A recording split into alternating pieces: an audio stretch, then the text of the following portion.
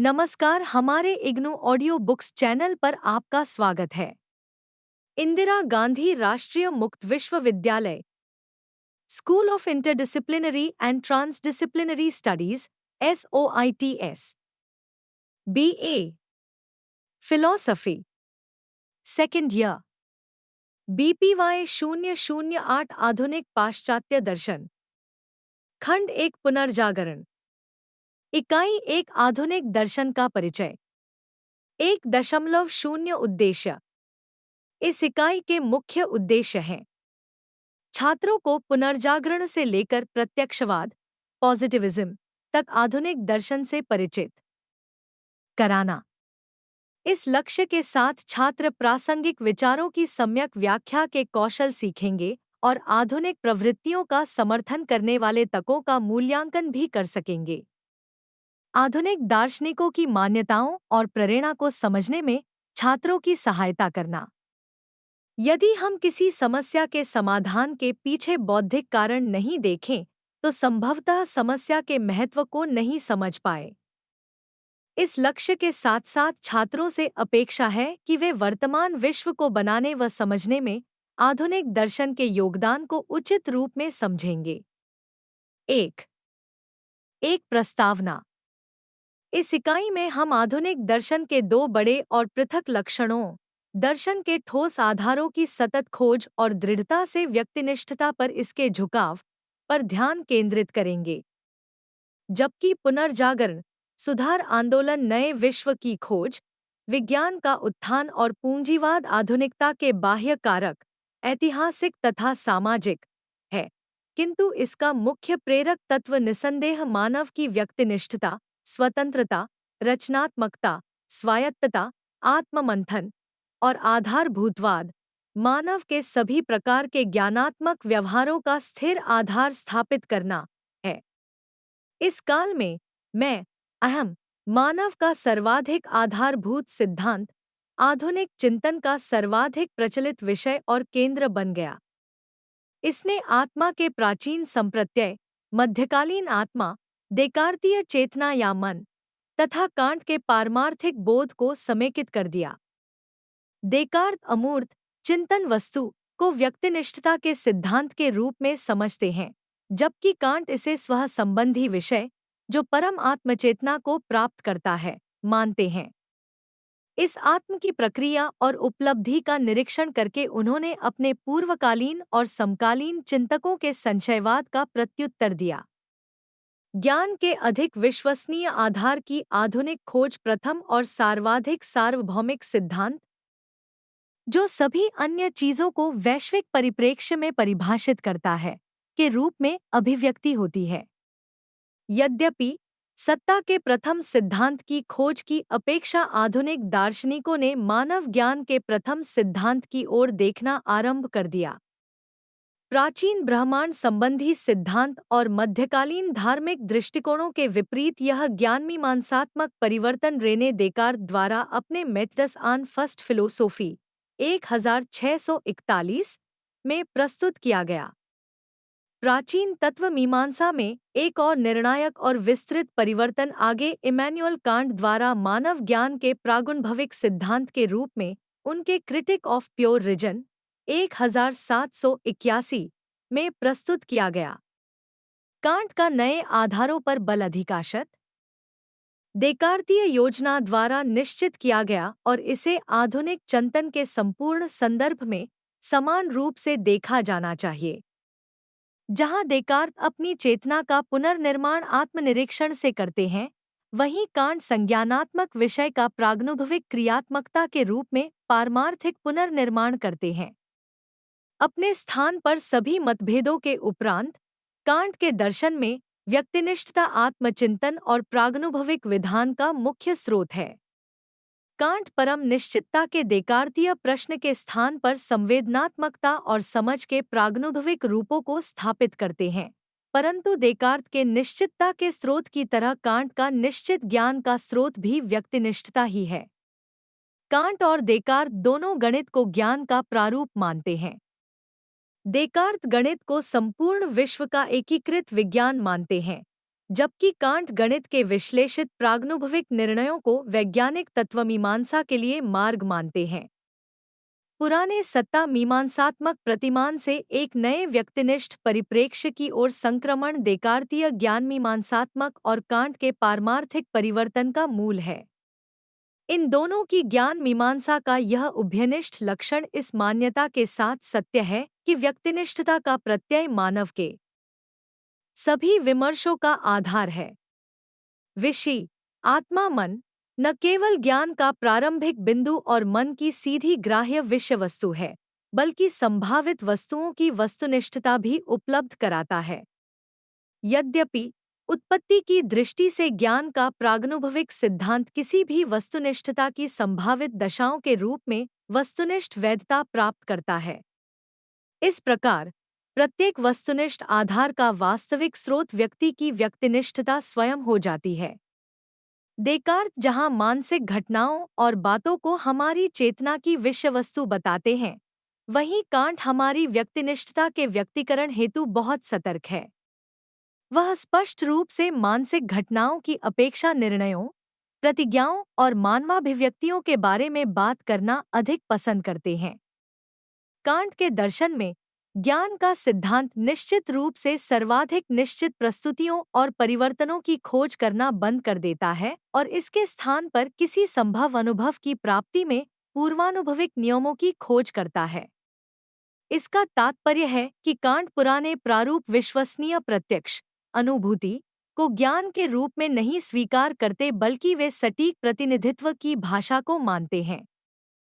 इतना ही नहीं, वे वस्तु स्वः के स्थान पर पुनर्जागरण और सुधारवाद की भावना से प्रेरित होकर उसकी संभावित ज्ञान की दशाओं की जांच करते हैं। 1. 2. पुनर्जागरण और सुधार आंदोलन के प्रभाव। जैसा कि हम जानते हैं, किसी समय का दर्शन उस समय की सामाजिक दशाओं और आवश्यकताओं की प्रतिक्रिया से उपजता है। पुनर्जागरण से पश्चिमी सभ्यता का विकास उस समय के दार्शनिकों के चिंतन में दिखाई पड़ता है। इस प्रकार मध्यकालीन पाश्चात्य दर्शन प्रमुखतः दैवीय उद्घाघाटन वाला ईसाई दर्शन था। पुनर्जागरण और सुधारवाद 15वीं और 16वीं शती में होने वाले मुख्य सुधार आंदोलन थे। इस समय पुरानी परंपरा, भाषा, कला, धार्मिक व्यवस्था, चर्च राज्य संबंध आदि की आलोचना करने की प्रवृत्ति प्रखर हो चुकी थी। पुनर्जागरण और सुधारवाद द्वारा जनित भावना से मानव में मानव बुद्धि की शक्ति, प्राकृतिक वस्तुओं में गहन रुचि, सभ्यता के विकास की चाह और अधिक बढ़ गई। विज्ञान, धर्म, समाज, नैतिक और राजनीतिक क्षेत्र में स्वतंत्रता और अभिव्यक्ति की मांग होने लगी। मध्यकालीन राजनीतिक संगठन और चर्च धीरे धीरे कमजोर होने लगे।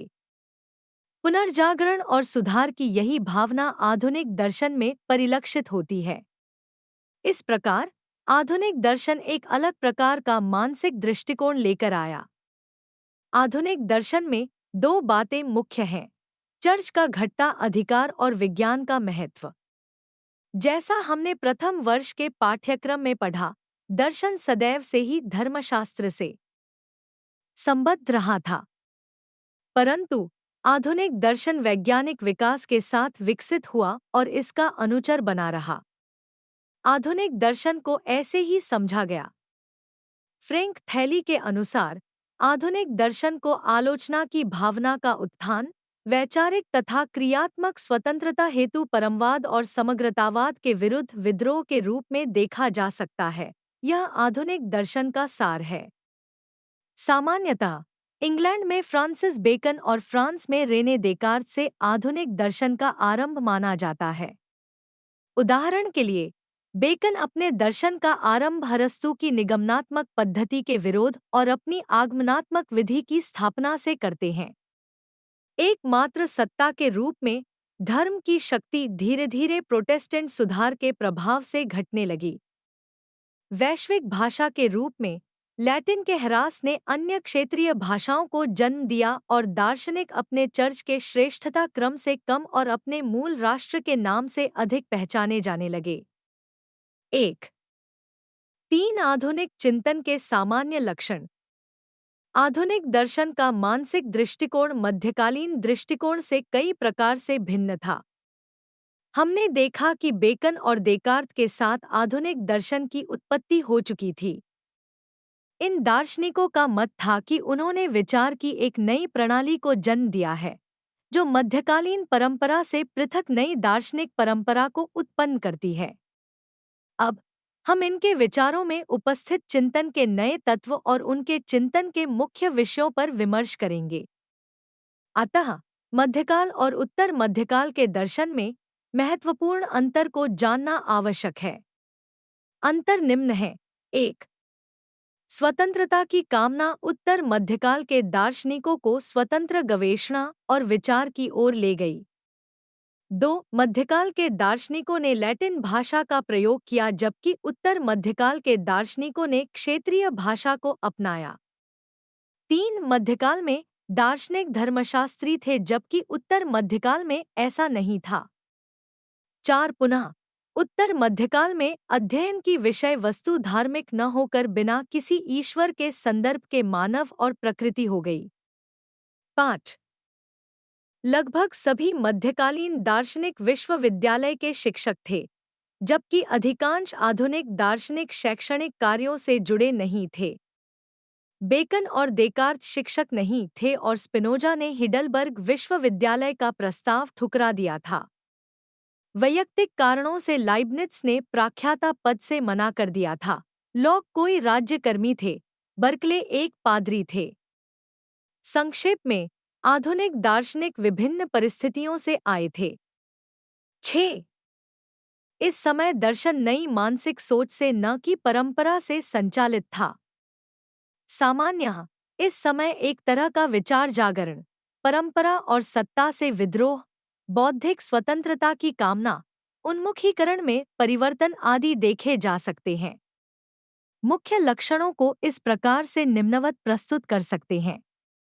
आलोचना की भावना। आलोचनात्मक भावना शीघ्र ही राज्य, चर्च, समग्रवाद, परंपरा और सत्ता के विरुद्ध विद्रोह के रूप में विकसित हो गई। आधुनिक दर्शन मध्यकालीन धर्मोन्मुखी चिंतन के विरोध स्वरूप आरंभ हुआ और पुनर्जागरण की नवीन सोच से विकसित हुआ। विचारकों ने गहन आलोचनात्मक मेधा विकसित की। बिना छानबीन के उन्होंने परंपरा और अभिलेखों को स्वीकार करने से मना कर दिया।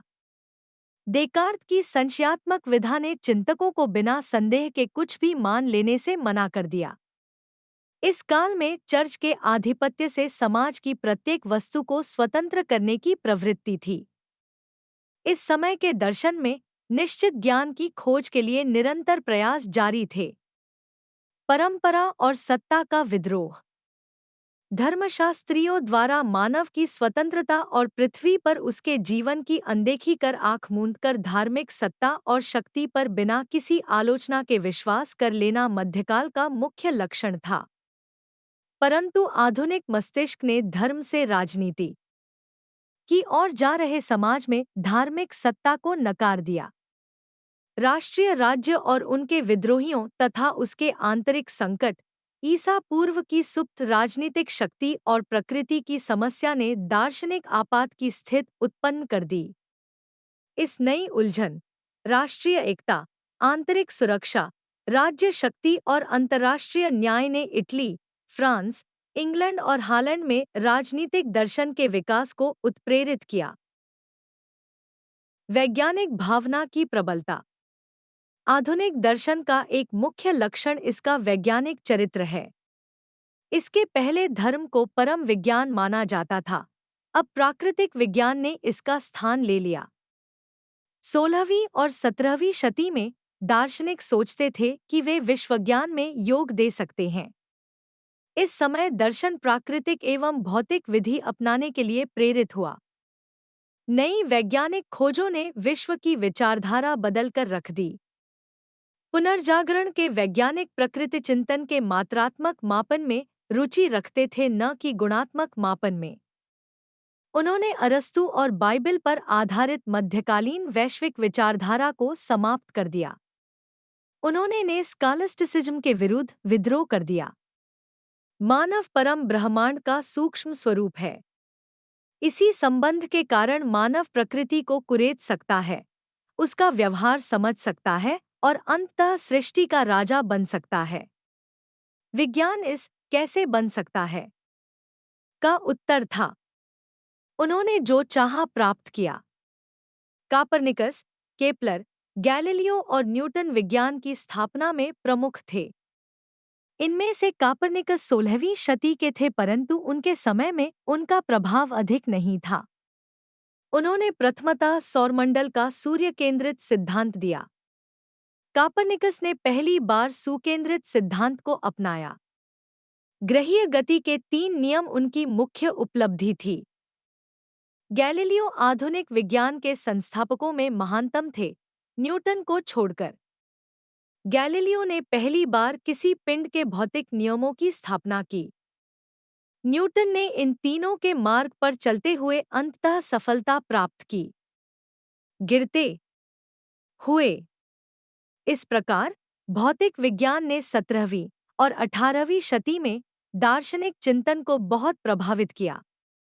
नए खगोलशास्त्र तथा गणित ने न केवल विज्ञान अपितु दार्शनिक दृष्टिकोण में भी परिवर्तन कर दिया। आधुनिक दर्शन के वैज्ञानिक दृष्टिकोण ने दार्शनिकों को विज्ञान का व्याख्याता बना दिया, जिसे हम पुनर्जागरण कहते हैं। उसने 3 नई खोजों, गन पाउडर, ब्लॉक छपाई, दिक्सूचक यंत्र को जन्म दिया।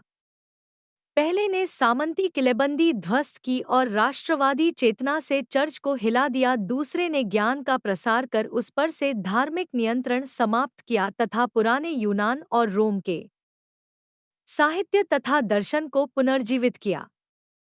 तीसरे ने नौकायन को अधिक सुरक्षित बनाया। परिणामतः पश्चिमी गोलार्ध का फैलाव हुआ और प्राकृतिक विश्व की संरचना में लोगों की रुचि बढ़ी। इनमें से प्रत्येक खोज ने नए सामाजिक एवं राजनैतिक परिवेश के सम्मुख नई बौद्धिक चुनौतियां और नवीन दार्शनिक लक्ष्यों की नींव रखीं। मानववाद का विकास। मानववाद का विकास आधुनिक चिंतन का एक और प्रमुख लक्षण था। पुनर्जागरण से गणित, चिकित्सा एवं पुराने साहित्य का अध्ययन नए सिरे से आरंभ हो गया। प्रथम 2 ने 16वीं और 17वीं शती में वैज्ञानिक क्रांति को जन्म दिया। तीसरे ने मानववादी दर्शन को आधार प्रदान किया। आरंभ से ही विज्ञान से सशंकित और धर्म से अन्यमनस्क मानववाद ने ब्रह्मांड में मनुष्य की केंद्रीय भूमिका पर बल दिया। उन्होंने विश्वास से अधिक बुद्धि और ईश्वर से अधिक मनुष्य को महत्व दिया। उन्होंने मध्यकालीन मृत सोच की पुरानी यूनानी और रोमन प्लेटो समर्थक पिको डेल्ला मिरांडोलो, लोरेंजो द मेदिची अकादमी का सदस्य द्वारा लिखित प्रसिद्ध Orison on the dignity of man 1486 लेखन में प्रस्तुत हुआ। मानववाद ने राजनीतिक, आर्थिक, सांस्कृतिक, धार्मिक और सामाजिक परिवर्तन की मांग की। नई पुस्तकों ने शक्ति संपन्न लोगों की हंसी उड़ाई और सामान्य मनुष्य की भावना और लगन की प्रशंसा की। पुनर्जागरण के मानववाद ने साहित्य की तर्क पर और प्लेटो की अरस्तु पर विजय घोषित की। व्यक्तिवाद। आधुनिक दर्शन में मानववाद के साथ साथ हम व्यक्तिवाद के विकास को भी देख सकते हैं। चर्च के आधिपत्य से मुक्ति ने व्यक्तिवाद को जन्म दिया। आधुनिक दर्शन ने वैयक्तिक और व्यक्तिनिष्ठ प्रवृत्ति को बनाए रखा। धीरे धीरे चर्च का आधिपत्य कम हुआ और लोगों की बौद्धिक स्वतंत्रता बढ़ने लगी। आधुनिक दर्शन अपने चिंतन में सदैव वैयक्तिक रहा, जबकि यूनानी और मध्यकालीन दार्शनिक संस्थागत थे। प्लेटो और अरस्तु नगरराज्यों द्वारा निर्देशित और समर्थित थे। मध्यकाल में दार्शनिक प्रायः भिक्षु थे। भिक्षु अपनी संस्था के अनुसार विचार देते थे। आधुनिक दार्शनिक प्रवृत्तिक थे। यह प्रवृत्ति देकार्त में बहुत अधिक थी। उन्होंने अपने ज्ञान को स्वयं के अस्तित्व की निश्चितता पर निर्मित किया और स्पष्टता और विशिष्टता, दोनों व्यक्तिनिष्ठ, को सत्य का मानदंड माना। ज्ञान की खोज की प्रक्रिया में प्रत्येक दार्शनिक की अपनी अलग विधि थी।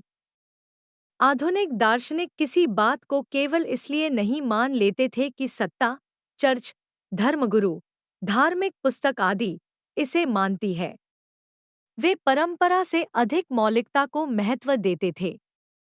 उनकी मौलिकता के लिए यह असहमति और मतभेद अच्छी बात थी। चूंकि ब्रह्मांड बहुत विशाल है, इसलिए बहुत से सत्यों को उजागर किया जा सकता है। उन्होंने कुछ ऐसे सत्य देखे जिन्हें अभी तक नहीं जाना गया था। धर्मनिरपेक्षता। आधुनिक दर्शन में चिंतन की विषय वस्तु अलौकिक न होकर प्राकृतिक हो गई। बुद्धि और तर्क दोनों अंतिम मानदंड के रूप में स्वीकार किए गए। आधुनिक बुद्धिवादियों ने समझा कि सत्य को केवल धर्माधिकारियों के रूढ़िगत कथन से नहीं, बल्कि स्वतंत्र चिंतन से समझा जा सकता है। इस प्रकार चिंतन धर्माधिकारियों से मुक्त होकर प्राकृतिक वस्तुओं की ओर उन्मुख हुआ। विज्ञान एवं दर्शन ने धर्म को पृष्ठभूमि में धकेल दिया। दर्शन को आकाश से धरती पर लाया गया। दर्शन और अधिक धर्मनिरपेक्ष हो गया। अब तक दर्शन धर्म का दास था और उसका मुख्य कार्य निश्चित धार्मिक प्रकरणों की व्याख्या करना था। कालिक व्यवस्था सब कुछ व्याख्यायित करने में स्वयं समर्थ थी। परिणामतः ईश्वर और धर्म धीरे धीरे महत्वहीन होने लगे। ज्ञान केवल अपने आप के लिए नहीं, अपितु व्यावहारिक उपयोगिता हेतु खोजा जाने लगा। बुद्धि की प्रभुता। बुद्धि की शक्ति में बढ़ता विश्वास आधुनिक दर्शन की मुख्य पहचान है। यह इसे मध्यकालीन चिंतन से पृथक करती है। बुद्धि की शक्ति में इस विश्वास के कारण ही प्रकृति और विज्ञान में नई खोजें हुई और जीवन के क्षेत्र में अभूतपूर्व प्रगति हुई। बेकन आदि सभी चिंतकों ने प्राकृतिक खोज से जीवन का विकास देखा। यह ज्ञान के क्षेत्र में एक जागृति थी। दर्शन और विज्ञान के क्षेत्र में बुद्धि सर्वशक्तिशाली हो गई। अतः गणितीय विज्ञान की तरह दर्शन को वैज्ञानिक एवं तार्किक बनाने हेतु दार्शनिक प्रविधि विकसित करने का प्रयास होने लगा। 1. 4 राष्ट्र और चर्च का बदलता स्वरूप। राजनीतिक संघर्ष राष्ट्र के पक्ष में गया और राष्ट्र ने राजा, राज्य और साम्राज्य का स्थान ले लिया। राष्ट्र के भीतर ही लोकतांत्रिक संस्थाओं और संविधान के निर्माण की प्रवृत्ति पनपने लगी। समूहवाद, सामंतवाद और अन्य सामाजिक बुराइयों के प्रति विद्रोह फूटने लगा। सामाजिक न्याय की मांग ने राजनीतिक और सामाजिक संरचना को करारा झटका दिया और साम्राज्य विलुप्त होने लगे तथा राष्ट्र और राष्ट्रवाद का प्रादुर्भाव हुआ। सुधारवादी आंदोलन के कारण चर्च में प्रतिक्रिया और नवीनीकरण का दौर प्रारंभ हुआ। चर्च के धार्मिक, नैतिक और बौद्धिक क्षेत्र के परमवाद पर भी प्रश्न उठा। शैक्षणिक धर्मशास्त्र, कर्मकांडों और संस्कारों के स्थान पर सुधारवाद ने अंतःधर्म और वैयक्तिक पूजा पर बल दिया। लोगों ने विश्वास के स्रोत के रूप में चर्च को नकार दिया और उसका बंधन उखाड़ फेंका। बुद्धि ही एकमात्र विश्वसनीय स्रोत बन गई। आस्था के यांत्रिकीकरण के विरुद्ध हृदय के प्रतिरोध को अधिक प्रशंसा मिली। आधुनिक दर्शन इन अर्थों में बुद्धिवादी है कि यह ज्ञान की खोज में मानव बुद्धि को सर्वोत्तम मानता है। यह इन अर्थों में प्रकृतिवादी है कि यह अंत एवं बाह्य प्रकृति को बिना किसी अलौकिक शक्ति के व्याख्यायित करने का प्रयास करता है। इस प्रकार नए विज्ञान, विशेषकर बाह्य प्रकृति के विज्ञान से संबंधित होने से यह वैज्ञानिक है। इसका यह अर्थ नहीं है कि आधुनिक चिंतक पूरी तरह से शैक्षणिक सिद्धांत विहीन थे। वास्तव में उनके चिंतन में सततता और ठहराव बना हुआ था। कभी-कभी यह अंतर उनके विमर्शों में अधिक स्पष्ट दिखाई पड़ता है। सामान्यतः संशयवाद और प्रत्ययवाद के साथ अनुभववाद और बुद्धिवाद इस समय की 2 मुख्य चिंतन पद्धतियां थीं। सत्ता और परंपरा के विरोध स्वरूप आलोचनात्मकता में तेजी, चिंतन, कर्म और अनुभूति की स्वतंत्रता, धर्मशास्त्र के विरुद्ध राष्ट्रवाद की स्वीकृति और लोकतंत्र की मांग, दासत्व के विरुद्ध आवाज, अर्थव्यवस्था में मनमानी की मांग, बुद्धि को यूनानी ढंग से सत्तासीन करने की मांग आदि ने इतिहास और दर्शन में नए युग का सूत्रपात किया। 1. 5 आधुनिक दर्शन के 2 चरण। आधुनिक दर्शन को बुद्धिवाद और अनुभववाद के 2 भागों में बांटा जा सकता है। बुद्धिवाद की भावना 17वीं और 18वीं शती के कुछ दार्शनिकों विशेषकर देकार्त, स्पिनोजा और लाइबनिट्ज में देखी जा सकती है। इन्होंने ज्ञान के संगठन में बुद्धि की प्रभुता पर बल दिया। ऐतिहासिक दृष्टि से बुद्धिवाद आधुनिक पश्चिमी दर्शन के जनक देकार्त से आरंभ होता है। इनके पहले धर्मग्रंथों में लिखी बात को अक्षरशः मान लिया जाता था और उन पर संदेह करना पाप समझा जाता था। देकार्त ने सर्वप्रथम यह कहा कि दर्शन में किसी भी बात को विश्वास के आधार पर स्वीकार नहीं किया जा सकता है। देकार्त के अनुसार बुद्धि वास्तविक ज्ञान का स्रोत है। स्पिनोजा ने बुद्धिवाद का विकसित स्वरूप दिया। उनके अनुसार सत तर्कप्रक है और पूर्ण सत को उन्होंने पदार्थ, गुण और पर्याय के रूप में व्याख्यायित किया। लाइबनिट्ज ने बुद्धिवाद को चरम पर पहुंचाया। वे कहते हैं कि बुद्धि में बुद्धि के अतिरिक्त कुछ नहीं है। बुद्धि ही ज्ञान का स्रोत है और अनुभव प्रत्ययों के प्रति सचेत होने का केवल अवसर मात्र देता है। प्रत्यय पूर्णत अंतर्जात है। देकार्त जहां कुछ आधारभूत प्रत्ययों को अंतर्जात मानते हैं, वहीं लाइबनिट्ज सभी प्रत्ययों को अंतर्जात के रूप में स्वीकार करते हैं। अनुभववादी दार्शनिक लॉक, बर्कले और ह्यूम प्रत्ययों की उत्पत्ति में अनुभव पर अधिक बल देते हैं। कांट अपनी महान योजना संश्लिष्ट प्रागनुभविक में बुद्धिवाद और अनुभववाद को समेकित करना चाहते थे।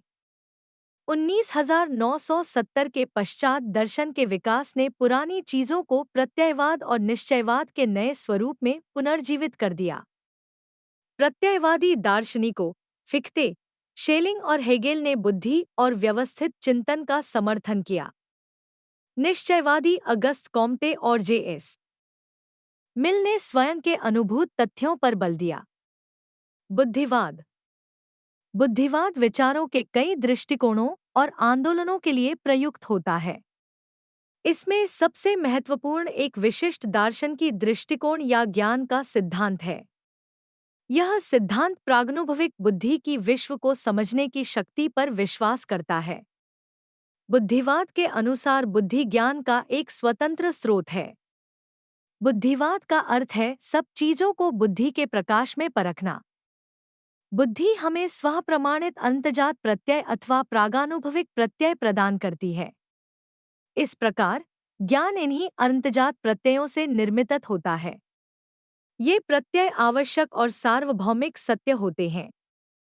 सत्य ज्ञान केवल स्वप्रमाणित या अंतर्जात प्रत्ययों द्वारा ही प्राप्त किया जा सकता है। बुद्धि केवल ज्ञान का हेतु है, अधिकारिणी या ब्रह्मवाक्य नहीं। बुद्धिवाद का चरम रूप ज्ञानलब्धि में इंद्रिय अनुभव की भूमिका स्वीकार नहीं करता। सामान्यतः यह अनुभव को गौण भूमिका प्रदान करता है, अर्थात अनुभव ज्ञान निर्मित नहीं करता बल्कि बुद्धि को क्रिया करने का माध्यम देता है। बुद्धि के अंतर्जात प्रत्यय ही ज्ञान का निर्माण करते हैं। ऐसा ज्ञान सार्वभौमिक और अनिवार्य होता है। संज्ञानात्मक प्रक्रिया में इंद्रियां केवल द्वितीयक भूमिका निभाती हैं। ये किसी सार्वभौतिक सत्य को दर्शा तो सकती हैं, परंतु वे ज्ञान का निर्माण नहीं कर सकती। बुद्धिवाद में मन या बुद्धि प्रत्यय बनाने और उन्हें प्राप्त करने में सक्रिय रहती है। बुद्धिवादी दार्शनिक गणितीय प्रारूप से प्रभावित थे क्योंकि गणित स्पष्टता, निश्चितता और निगमनात्मकता लिए रहता है। गणितीय विधि से हम व्यक्तिगत तत्वों और व्यक्तिनिष्ठ कारकों जैसे कि अनुभव, मनस्थिति आदि से बच सकते हैं। बुद्धिवाद का समग्र प्रभाव प्रत्येक ओर था। अलौकिक चीजों के स्थान पर प्राकृतिक सत्यों को प्राप्त करने पर बल दिया जाता था। विज्ञान न दिया जाता था। विज्ञान की प्रगति ने मानव बुद्धि को सब कुछ जानने की शक्ति दे दी थी। 17वीं शती में बुद्धिवादी ईश्वर के स्थान पर विश्व की व्याख्या करने में व्यस्त थे। उनमें से अधिकांश वैज्ञानिक थे जिन्होंने गणित और विज्ञान में उल्लेखनीय योगदान दिया। यद्यपि हम उल्लेखनीय योगदान दिया, यद्यपि हम यह नहीं कह सकते कि वे पूर्णतः अधार्मिक थे। अनुभववाद। लॉक, बर्कले और ह्यूम इस आंदोलन के मुख्य दार्शनिक थे। इनके अनुसार कोई जन्मजात सत्य नहीं है। सभी ज्ञान इंद्रिय अनुभव से आते हैं तथा कथित अनिवार्य प्रतिज्ञप्तियां अनिवार्य रूप से निश्चित नहीं हैं। ये केवल काम चलाओ उपयोगी ज्ञान भर देती हैं। इनके अनुसार जन्म के समय मन रिक्त पट के समान होता है और सभी ज्ञान इंद्रिय अनुभव और चिंतन के द्वारा प्राप्त होते हैं। बाह्य और आंतः इंद्रिय अनुभव ऐसी दो खिड़कियां हैं जिनके द्वारा मन का अंधकोष्ठ प्रकाशित होता है। 1.6 सारांश। आधुनिक दर्शन विश्व के सत्य को वैज्ञानिक ढंग से समझने के प्रयासों से उत्पन्न समस्याओं, ऐसे प्रयासों का परंपरागत नैतिक एवं धार्मिक संप्रत्ययों से सामंजस्य बैठाने से उत्पन्न समस्याओं, और इन सभी का विश्व की सामान्य समझ और स्वयं को जानने की प्रवृत्ति से सामंजस्य बैठाने पर मंथन करने से उत्पन्न समस्याओं पर विमर्श करता है।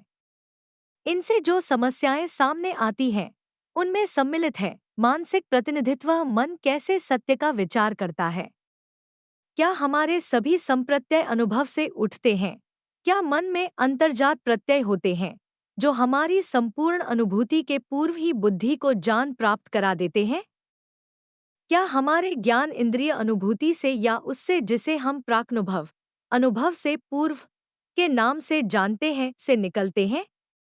बाह्य सत्ता का अस्तित्व। क्या कुछ सत्ताएं मन से स्वतंत्र, जैसा कि यथार्थवादी कहते हैं, होती हैं, या वस्तुएं स्वयं चिंतन पर निर्भर होती हैं, जैसा कि प्रत्ययवादी कहते हैं? संबद्ध पदार्थ।